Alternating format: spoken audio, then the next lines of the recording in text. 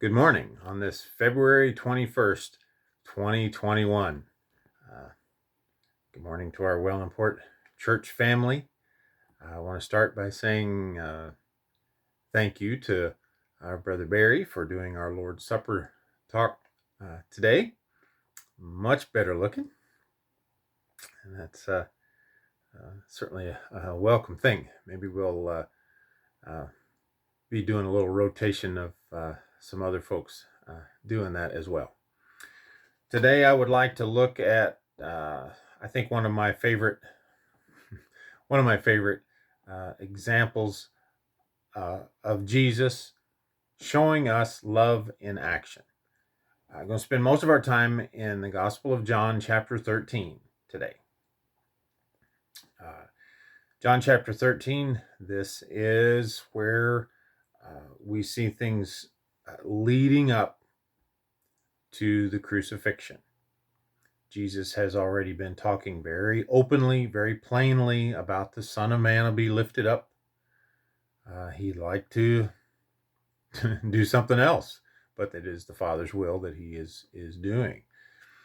And then this is one of the scenes that unfolds at the feast, at the Passover supper with his disciples. That this is what's going on. One of the conversations elsewhere, it says that at this time they were whispering among themselves who would be the greatest in the kingdom. So they didn't really understand. And Jesus, knowing everything, shows us by example what real love is. You know, oftentimes there are things that can get in the way, of us showing our love, being doers of that word. And what can do it? So often, time, one of these days I'll do this. But so can somebody else's actions. So can sorrow or grief or loss or being upset or being angry. Pride can do that as well. Pride can show up in different ways. Maybe we've acted untoward towards somebody, and it's like, the regret of that can affect us. Maybe in the past we have extended ourselves, done something charitable for somebody else, and it not be appreciated. Then there's often that feeling of, well, nobody ever did anything nice for me. Those kind of feelings. I don't know what we would call that can come back around, and maybe that can lead to an unforgiving spirit. All kinds of different things like that, and several of those things are things that we are told repeatedly that we need to set aside in our own life. And I think Jesus is one of the best examples of that we can see. In John chapter 13, verse 1, I think we see the lead up to a lot of lessons that we can just get a pinch from the master teacher. John records in John chapter 13 and verse 1, it says, "Now before the feast of the Passover, when Jesus knew that his hour had come, and that he should depart from this world to the Father, having loved his own who were in the world, he loved them to the end." This verse, and you think about, is written from John, who never uses his own name in his gospel, but talks about the disciple whom Jesus loved. Well, here it shows that Jesus loved them all. That Jesus loved everybody that was his own, that were with him. And it says, and he loved them to the end. Think about the day that Jesus is having. This is really in spite of a lot of things, in spite of all of them, struggling to grasp what they are a part of, really. in spite of knowing what's coming, in spite of knowing not only that Judas would betray him, but that they would all run away when trouble starts. That's our background for that. When it says, when Jesus knew that his hour had come, that he should depart from this world to the Father, having loved his own who were in the world, he loved them to the end, in spite of everything he had going on. Now, verse 2, it says, and this, we've probably had a feeling like this before. Supper being ended, the devil having already put it in the heart of Judas Iscariot, Simon's son, to betray him. Jesus, verse 3 is what I want us to see. Jesus, knowing that the Father had given all things into his hand, and that he had come from God and was going to God. There is a place that Jesus is at that is truly a peace with God. Jesus has done what he was supposed to do. And so literally being in the right place with God allowed Jesus to proceed in spite of all of the things that were going on around him.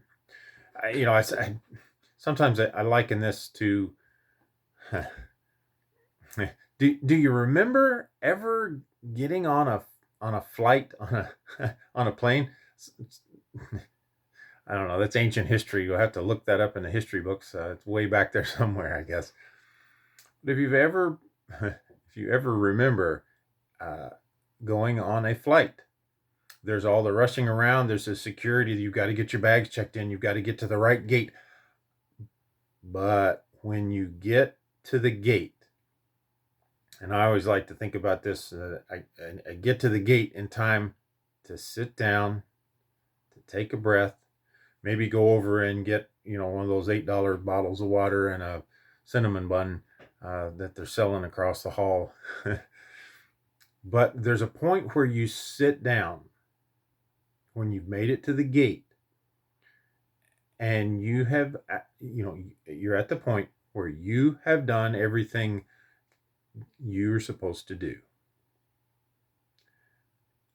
And it's a tough thing to think about sometimes, but it's actually a peaceful thing. You sit down and take a breath because you have done everything that was up to you.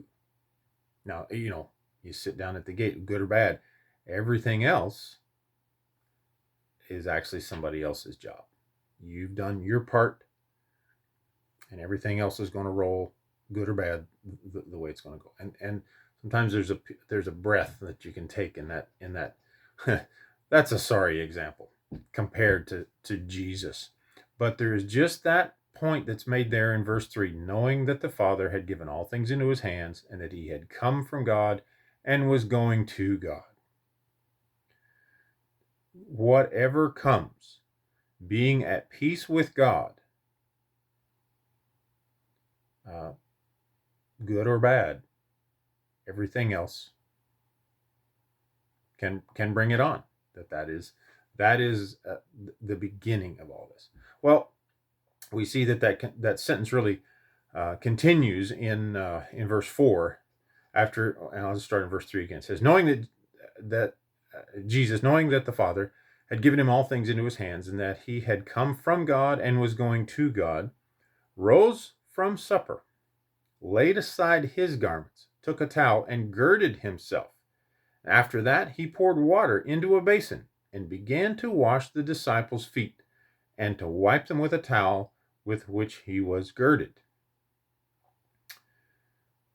Well, this is going to cause a stir. This is going to make all of the disciples look at him. What's Jesus, doing this? And again, sometimes it's a genuine care for others that needs to be shown really in spite of what we have going on. Back in John 12:27, Jesus says, I'm word he actually uses in some of the, he says, I am very troubled. My heart is troubled. He's been talking about this. Have you ever had something on your mind and it just occupies every part of you? You think that's the state that Jesus would have been in? And yet, what does he do? Instead of sitting there at supper saying, I'm so upset I can't eat a thing, it's all about me, me, me, he gets up and girds himself and washes and dries the disciples' feet. Sometimes the genuine care for others is something that we can push through in spite of what we have going on. It's only going to be just a little bit later in this same evening that Luke's going to record in Luke chapter 22 and verse 44, when Jesus is in the garden after supper. That's they're walking toward it, and then that's the scene. Jesus praying, it says, and being in agony, he prayed more earnestly. Then his sweat became like great drops of blood falling down on the ground. That frame of mind was not something that just, oh, we're in the garden, I'll be upset now. You think Jesus' heart rate was up at supper time? Even in spite of that, he showed genuine care and concern for others. I think there are a lot of different ways that we can equate this, that the illustration applies to us. What things can we do in spite of what we have going on? One example I always joked about was, don't wait till you have all the boxes unpacked, or don't wait till you have the house all done before you have people over. Well, it just that's a challenge right now. But it's sweet how many people I've already heard that, when I'm allowed to, when I'm allowed to have a few people over at my house, I can't wait to do that. And the extension of ourselves and hospitality, I think, is just a real good way for this to be shown, even just to begin with. Don't wait until you don't have so much going on. When I don't have so much going on, don't wait for that to call your mom, or to send a card, or to write an actual letter to an elderly person. Some of those that are unplugged will hold your letter and read it and read it and read it. Those of you that have ever written Heather a note or sent her a picture,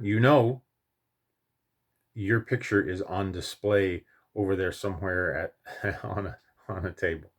It is just a cherished kind of thing. Don't wait till you don't have anything going on to volunteer, to donate to a charity, to offer to babysit for a young mom. Don't say no to helping someone.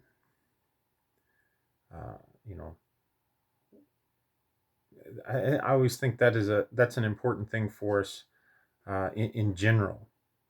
If somebody needs our help, small or great, don't say no to helping someone. I guarantee you, whatever concern of yours that you have, it'll still be there when you're done helping, lifting someone else.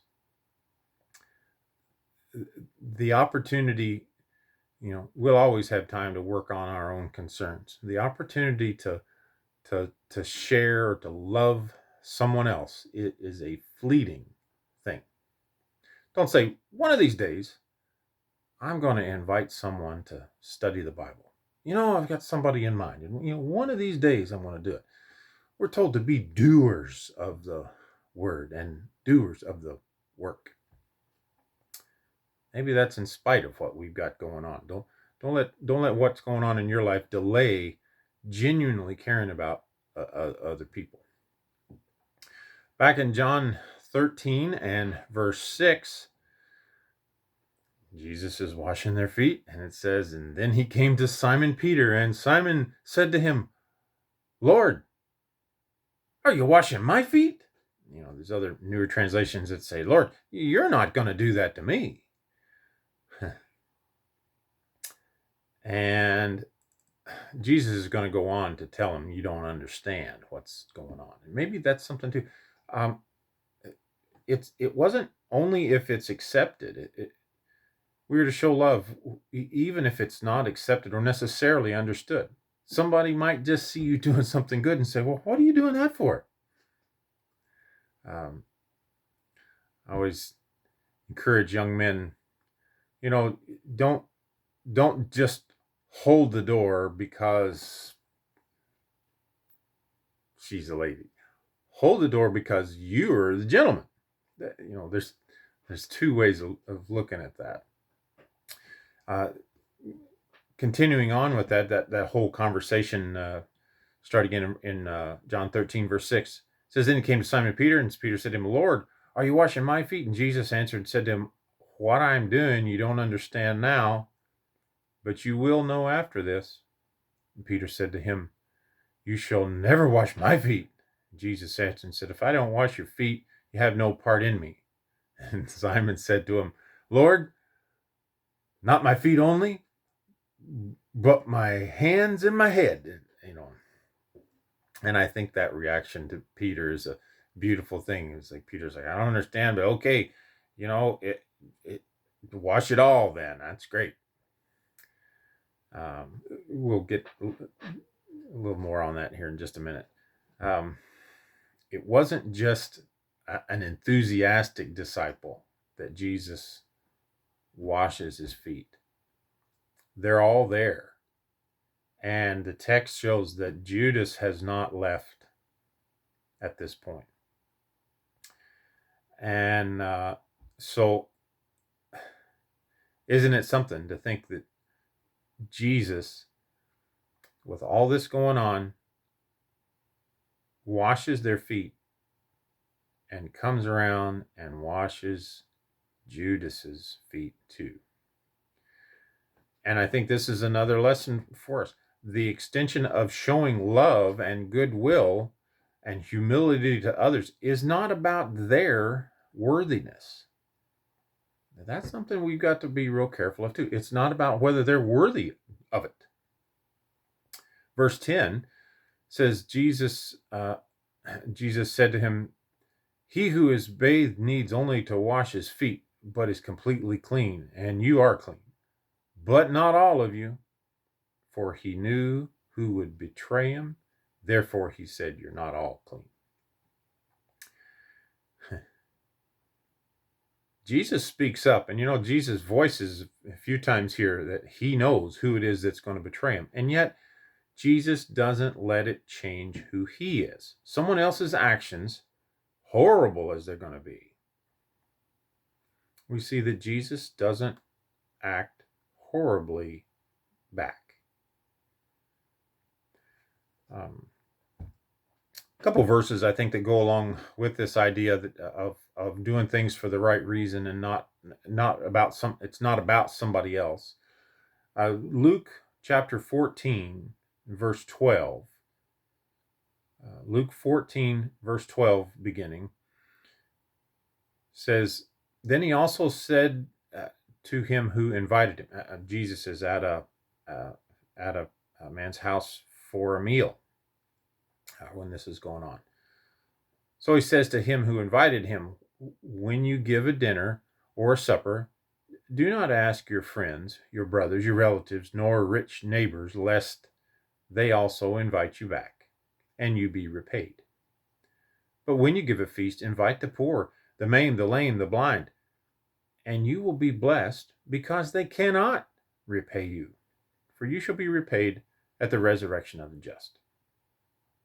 Kind of speaks to motives. It's like, well, I'm not gonna do nothing for them because they never did anything for me. And it's like, well, that's the wrong reason. And that's looking for justification from the wrong direction. Another verse I think goes along with that kind of thing is again, Jesus speaking in Luke chapter 6. Luke chapter 6 and verse 35. Just the one verse here, but Jesus says, love your enemies, do good, and lend, hoping for nothing in return, and your reward will be great. You will be sons of the Most High, for he is kind to the unthankful and evil. Again, it's not about somebody else's worthiness. It'd be like, well, I'm not going to give any food to the food bank because there's always somebody that comes in there and takes advantage of it. And it's like, well, yes. Sometimes there are folks that are takers. But don't let that stop you from being a giver. It's not about their worthiness. It's about our giving, the way we show that love. Well, let's continue on down in John chapter 13 and verse 12. So when Jesus had washed their feet, taken his garments and sat down, he said to them, do you know what I've done to you? You call me teacher and Lord, and you say, well, for so I am. If I then, your Lord and teacher, have washed your feet, you also ought to wash one another's feet. For I have given you an example that you should do as I have done to you. Most assuredly, I say to you, a servant is not greater than his master, nor is he who sent greater than he who sent them. If you know these things, blessed are you if you do them. And there's the challenge. To say, yeah, I can see that, I can read that, and Jesus puts the catch on there. Blessed are you if you do them. We're supposed to be doers. We're supposed to be looking for what we can do. And right now, while we're cooped up and isolated, that's a challenge. And maybe we're doing more taking notes than actually doing things. But you know what? Our means of communication are still open.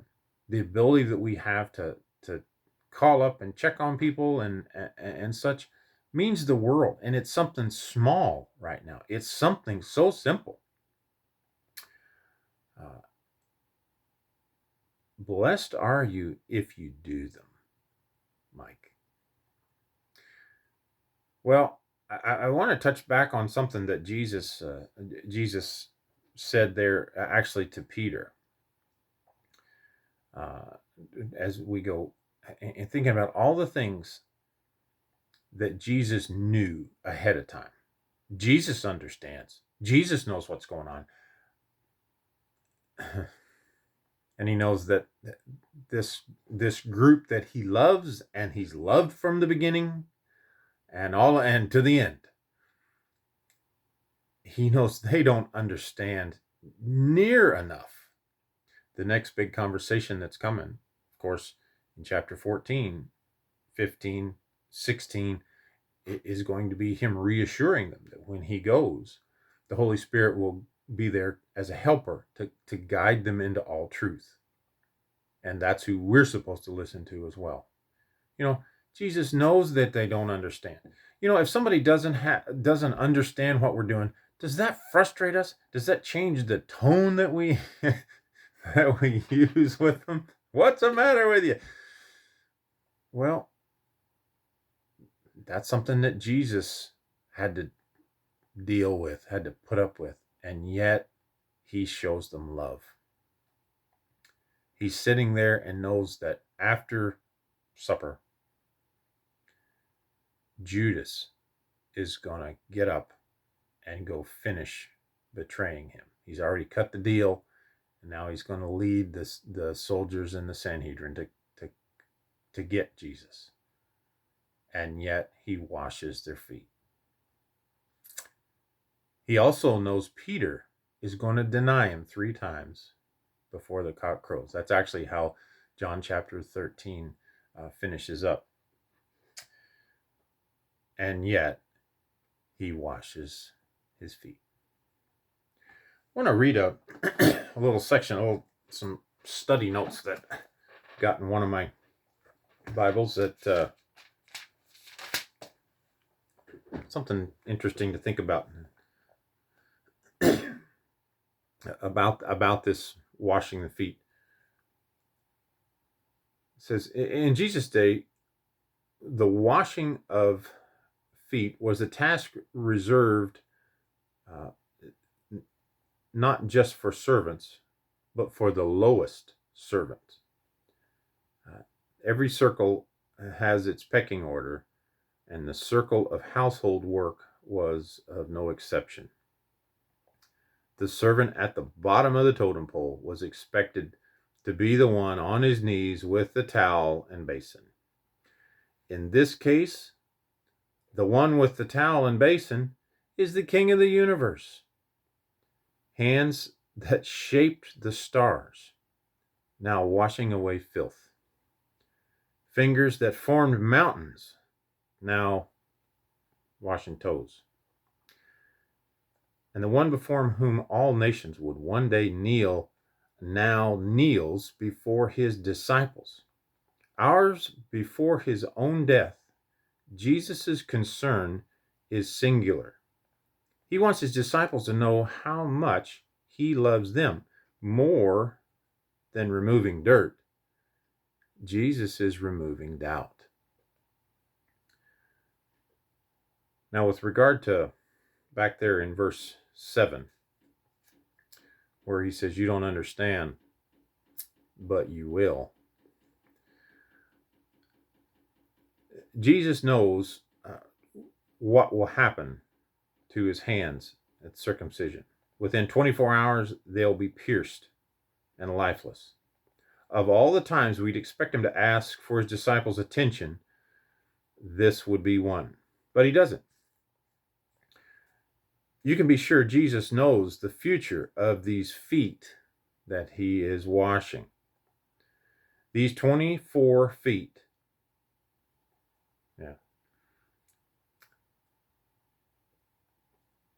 These 24 feet will not spend the next day following their master, defending his cause.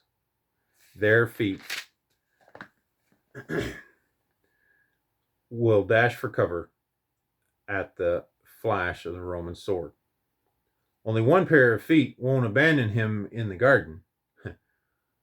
One disciple won't desert him at Gethsemane because Judas won't even make it that far.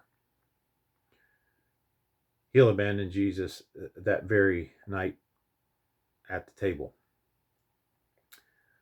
The writer of these notes says, I looked for a Bible translation that reads, and Jesus washed all the disciples' feet except the feet of Judas. It says, but I couldn't find one. What a compassionate moment when Jesus silently lifts the feet of his betrayer and washes them in the basin.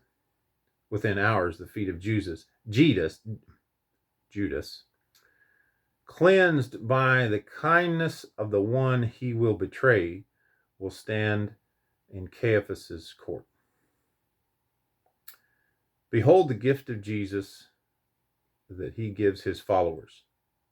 Jesus knows what these men are about to do. By morning,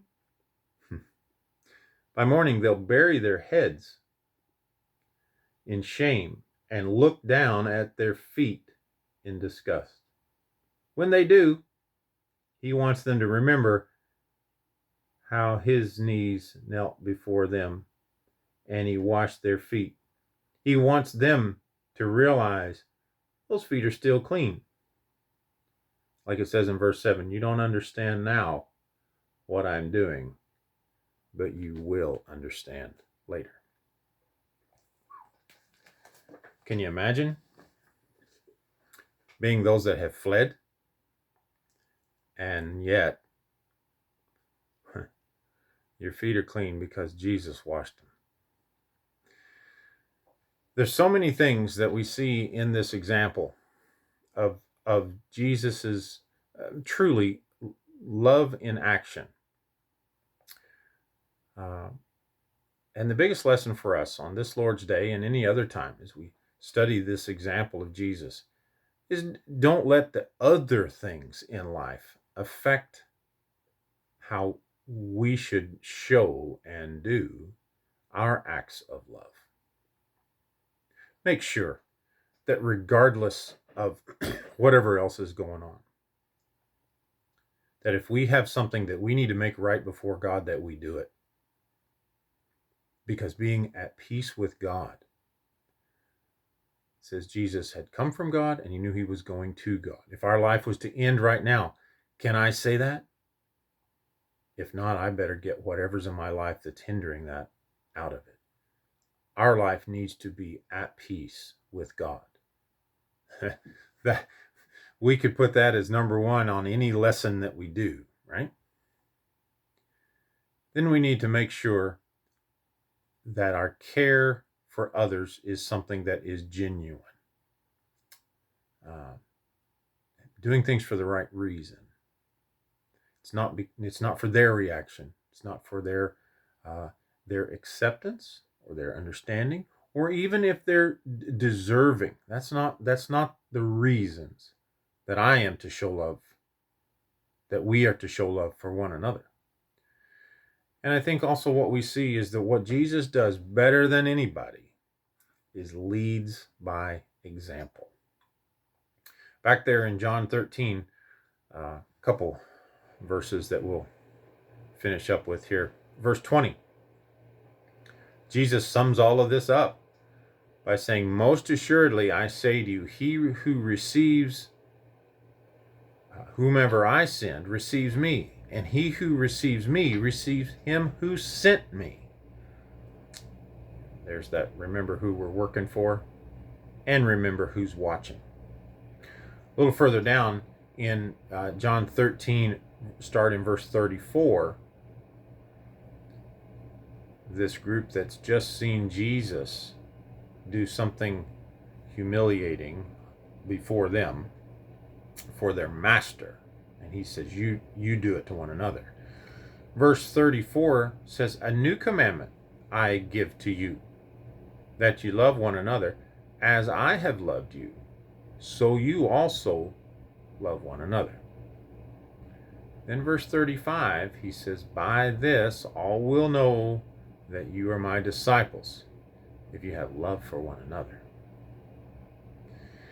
And so along with all of these things about doing things for the right reason, doing things in spite of what maybe is going on in my life, and make sure that I say yes to helping others in spite of what I got time to do.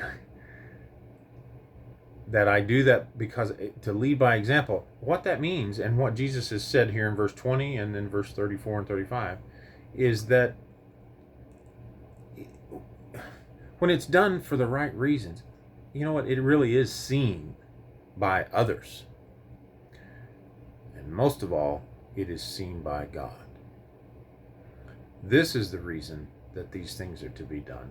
That to let love be without hypocrisy, as Paul says, it is shown better by Jesus, when Jesus has got a lot of other things on his plate. You know, of all the things that you should be worried about, is this really it? And Jesus shows us sometimes it's the little things that we lead by example and show the little touches of love that are from us that are the most important thing to affect others. It's a little thing in the grand scheme of everything that was going on, but it came with the biggest lesson. And he finishes by saying, this is the new commandment. You love one another, and others are going to see it. May the example that we live and that we lead showing the genuine love for others in spite of what is going on somewhere else. That is what Jesus came and showed us in a physical example of how we need to live our life as we wait for him and as we remember him. May God bless you in this another week ahead in 2021.